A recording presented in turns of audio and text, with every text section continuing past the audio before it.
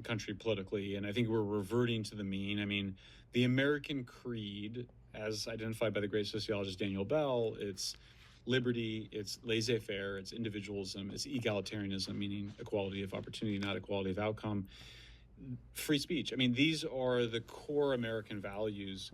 We drifted. We were in a woke reign of terror for the last 12 years. You know, it sort of starts around Occupy, starts around Black Lives Matter. The trance is really only broken by the election of Donald Trump in 2024.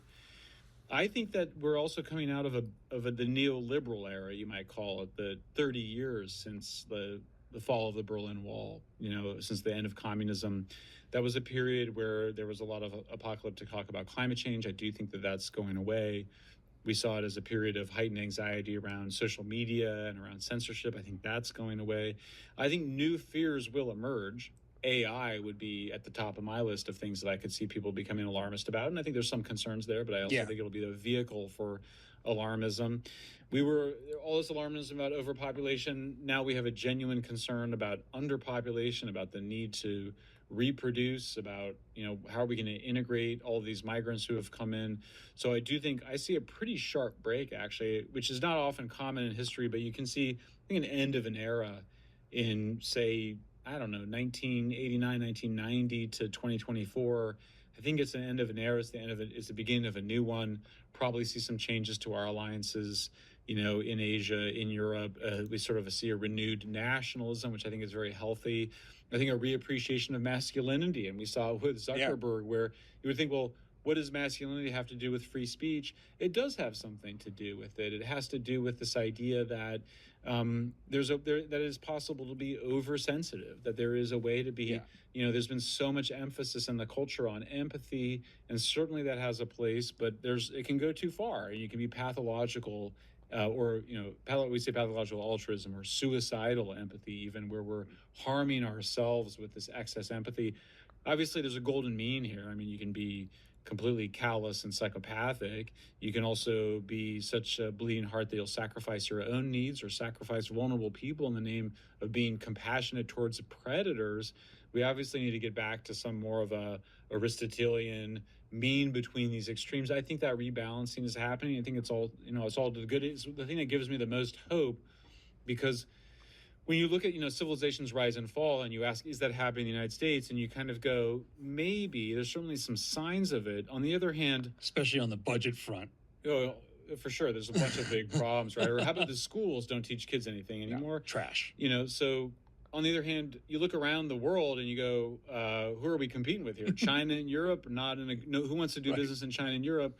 Here we're still arresting people for tweets while their girls get raped by gangs in the UK. Right. So we're like the last man standing. We're looking good. I mean, San Francisco, as messed up as it is still the epicenter of AI and of technology. Here we are in Austin. It's now the media capital in many ways. I mean, the last election was really a podcasting and social media election. You could see a guy can run for office. I mean, Trump had this challenge, which was he needed to appear less scary to moderates, and so they put him on podcasts for, you know, many, many hours. That's potentially game-changing when you start to get candidates that can run for higher office, where you don't have to spend tens of millions of dollars on cheap television ads that make you dumber. Instead, you can go and be on podcasts for hours at a time, and it's not the same. There's always this thing with politics, which was that, how do you make sure you're not taken out of context? How do you make sure that people really get your views?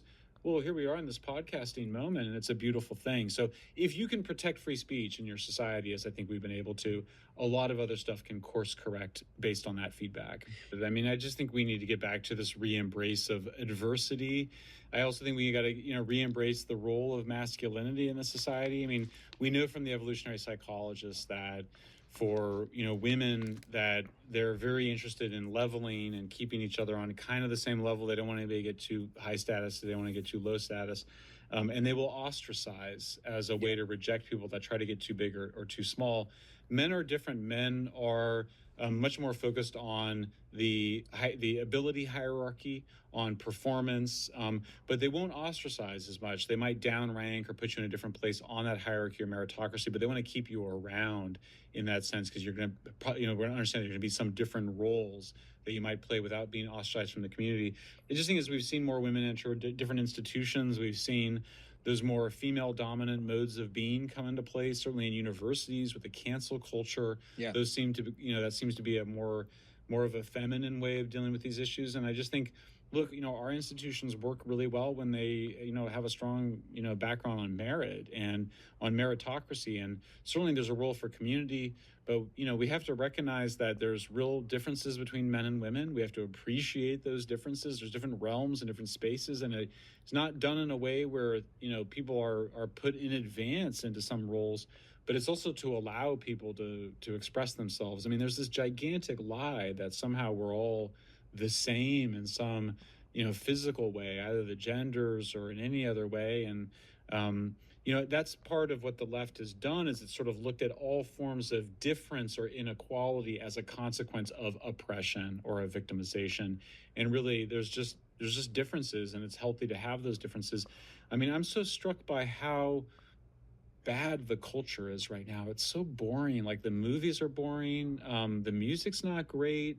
It's not taking risks. And so what we see is this weird inversion where you see, I want civilization to be sort of, boring and reliable and structured, and you want culture to be exciting and innovative and transgressive. But instead, we've got this transgressive civilization and this boring culture.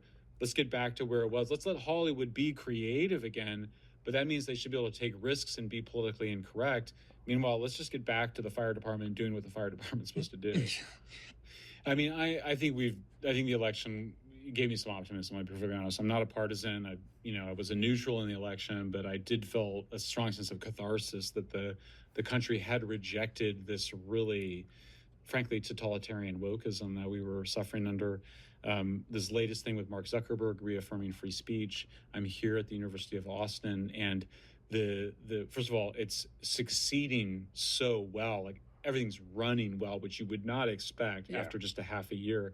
So now the pressure, even a very nice treatment by 60 Minutes, which you would expect to be nasty, and they were very nice. And so now really the problem is the other way, which is that the desire from the board of trustees of the University of Austin is for us to get bigger, so the question faster. And so the question is, can we keep that beautiful small culture not grow too fast? Don't want to ruin this by scaling up, but we do feel the pressure to be in service of the civilization, to be a sort of, a light upon which, to shine upon the civilization that we want to rebuild. So, yeah, I mean, I just think this is a very special country. We were built different, and we have to use kind of geeky language, it's a great platform they created with this Constitution and with this free speech, but it ultimately depends on the people and on the culture. And I think that, we kind of went to some really freaky extremes, and some of it was driven by social media, some of it was driven by the changes in the global economy, some of it by the changes within the Republican Party. But it feels like we're arriving at a place where we could see some really salutary reform and renovation. And for me, that gives me newfound hope in the American dream.